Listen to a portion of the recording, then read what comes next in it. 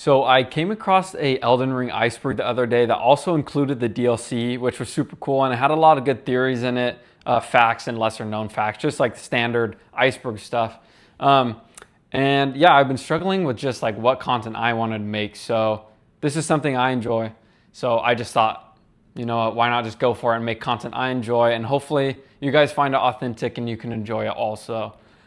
So yeah, I know also icebergs are overused and like I've been overdone maybe a little bit now, but screw it, I guess.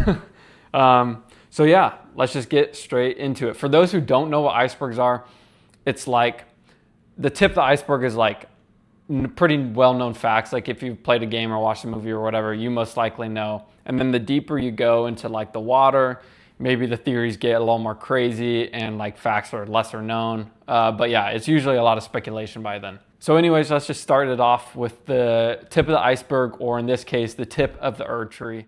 The first one is Rena is Ranni. And so when we're first introduced to Ranni the witch at the Church of Ella, she introduces herself as Rena, which is an alias. And that is speculated to be the name of her secret mentor who happened to teach her cold spells. So Radagon is Marika. This is one of the game's central revelations. By using the Law of Regression spell on a specific statue in Leyndell, the player discovers that Queen Marika and Radagon of the Golden Order are two halves of the same being. Ranni orchestrated the Night of the Black Knives. During her quest line, Ranni explicitly confesses to the player that she stole a fragment of the Rune of Death and used it to imbue into the daggers of the Black Knife Assassins, leading to the murder of Godwyn the Golden. Radagon's horse is named Leonard, or Leonard, however you want to pronounce it, I guess. While not explicitly named in dialogue, we do know that in the game's code, the horse's name is Leonard. And From Software has actually come out and confirmed this and pretty much has canonized it.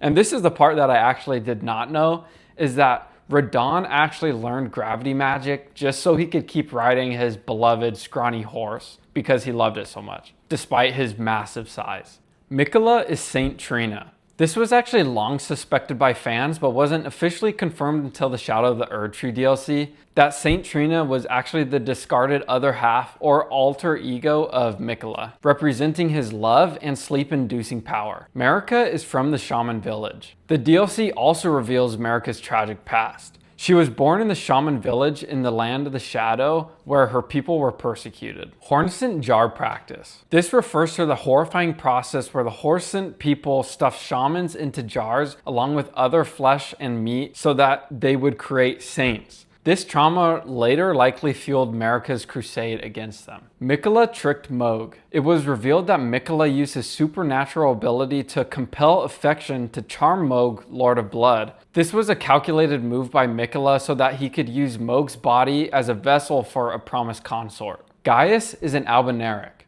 Commander Gaius's armor and item descriptions confirm that he is a first-generation Albinauric. Because his legs didn't work, he mastered gravity magic and also learned to ride that massive boar. That way he could still stay a formidable warrior. So this actually brings us to our first theory in the iceberg, that Gideon is actually wrong. This refers to Sir Gideon Onfir's final stand against the player where he says a tarnished cannot become a lord.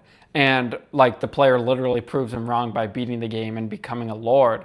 But the theory is actually that Gideon may have seen a vision of Marika's true intent to make him believe that the world was beyond saving. Empyrean butterflies. So there are three types of butterflies in Elden Ring. There is the nascent, there's Aeonian, and then there's smoldering.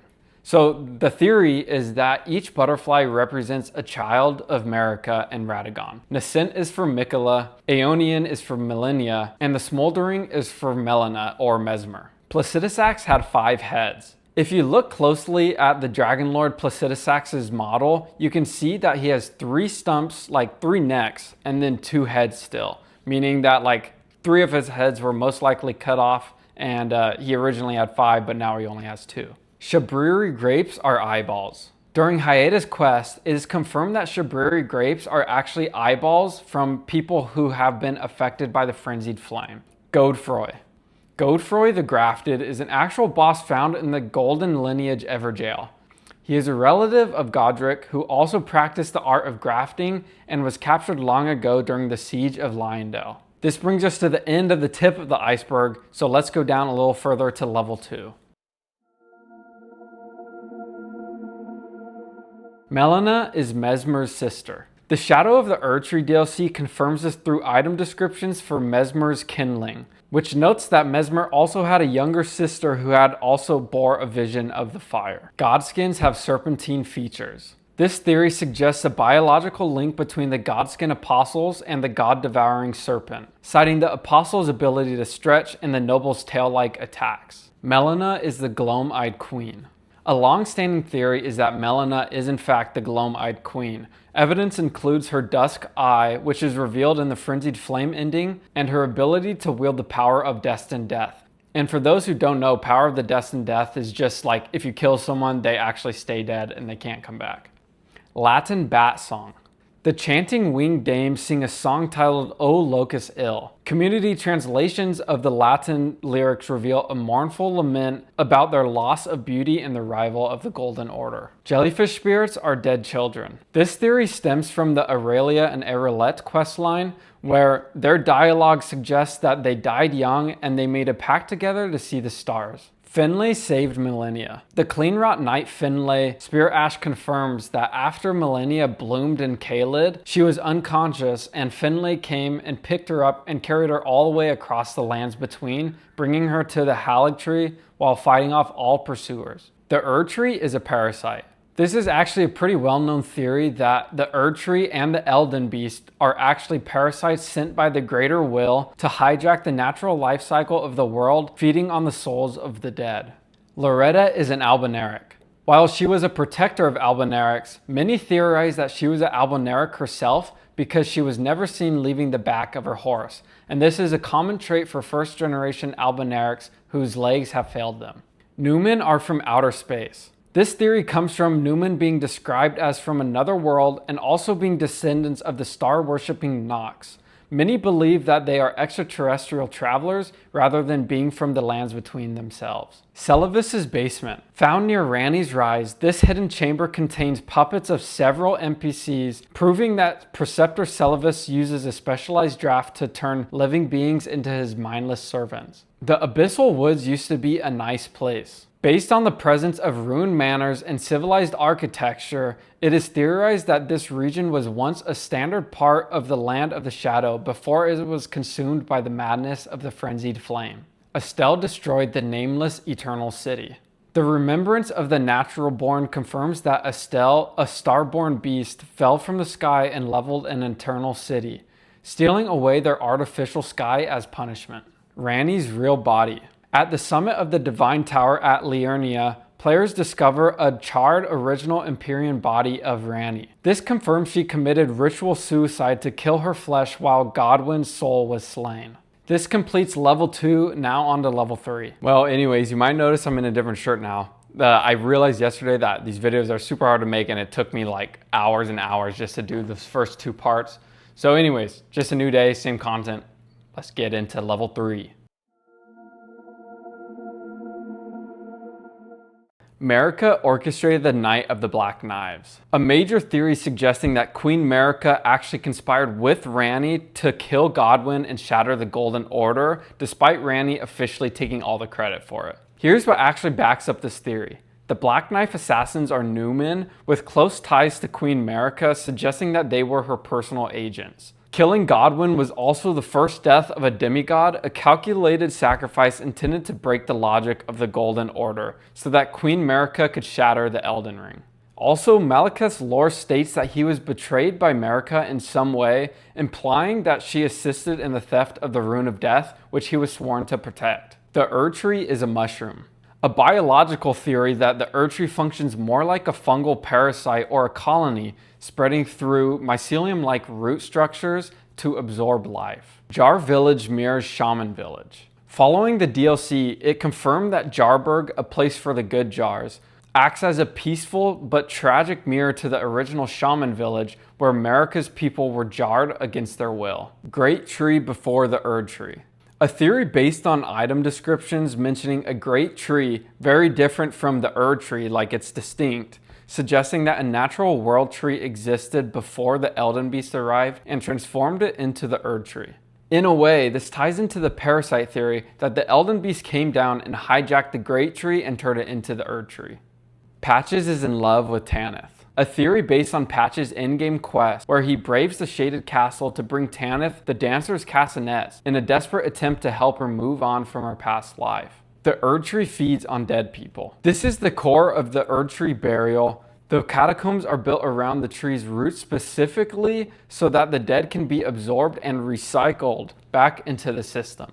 Vare killed our maiden. A theory explaining why the player starts maidenless at the beginning of the game, suggesting that Vare murdered our maiden, waiting for us at the Chapel of Anticipation so that we would be pushed towards joining the Mogwin dynasty. Theoye is from House Moray. His unique attire, specialized poison, and mask directly connect him to the Executioner family of the Shaded Castle. Falling Star beasts evolve into Estelles. A theory regarding the life cycle of extraterrestrial beings in the lands between, suggesting that they fall as beasts and eventually mature into the winged cosmic Estelles. Humans used to be bigger. This theory is supported by the massive ancient skeletons and oversized thrones that can be found in the eternal cities of Nokron and Noxtella. Celavis is Pedia's puppet. Upon Pedia's death, Celavis's body can be found slumped over exactly like a puppet, and not only that, his puppet shop inventory is transferred back to Pedia's corpse. Corpse in Stormveil is a spore of Godwyn. The pustule-covered face beneath Stormveil is a literal manifestation of Godwyn the Golden's spreading death root, which is corrupting the land from the roots up. Morgott defeated Radahn. The opening cinematic for the game shows a figure identical to Morgott pinning General Radahn to the ground during the Siege of Leyndell. Sirach is an inspiration for the Divine Beasts. A theory from the DLC suggesting that the lion dancing warriors of Belarut were culturally inspired by Sirach, the Lord of Beasts, who restrained Godfrey. The two fingers don't actually converse with the Greater Will. A theory suggesting that the two fingers have been abandoned for ages, supported by the fact that they must consult for thousands of moons to receive a response that may never come. That's the end of level 3. Let's move to level 4, which I think will probably be the last part for this first video. Metyr was Placidusax's god that fled. A theory connecting two of the oldest beings in the lore. Placidusax was the Elden Lord in the age before the Erd Tree, whose god fled. Some believe this god was Metyr, the Mother of Fingers, the first shooting star to fall to the lands between. Everyone hates serpents. Serpents are officially regarded as traitors to the Erd Tree.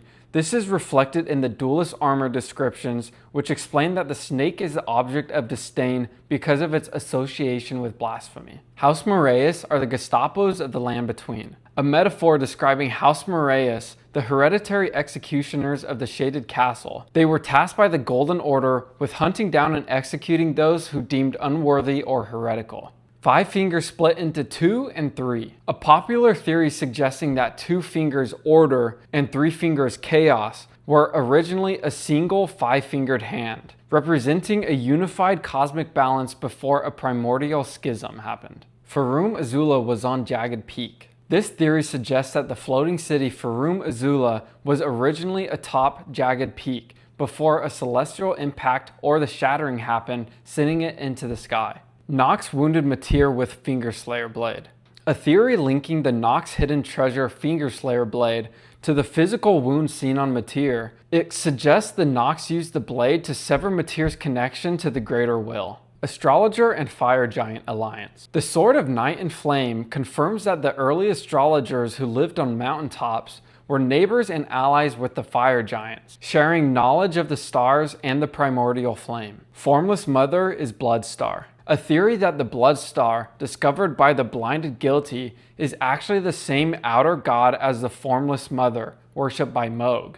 Gloam-Eyed Queen is a snake. A theory that the Gloam-Eyed Queen had serpentine characteristics, explaining why the Godskin Apostles possess mutability and stretchability and snake-like bodies. Hornsent Grandam created the Omen Curse. This theory suggests that the Omen Curse, where children are born with horns and plagued by spirits, was a revenge curse placed on America's lineage by Hornson after the Crusade. Where are Vike's great runes? This is a lingering mystery regarding Vike the Tarnished, who was closest to becoming Elden Lord. To reach the Forge of Giants, he must have possessed at least 2 great runes, yet they are never found or accounted for in the game. Horns are antennae for spirits. Okay, this one I did not know, and this is like really interesting. In the culture of the Hornson and ancestral followers, horns are considered crucible growths that act as conduits, allowing the wearer to commune with spirits and primordial energy.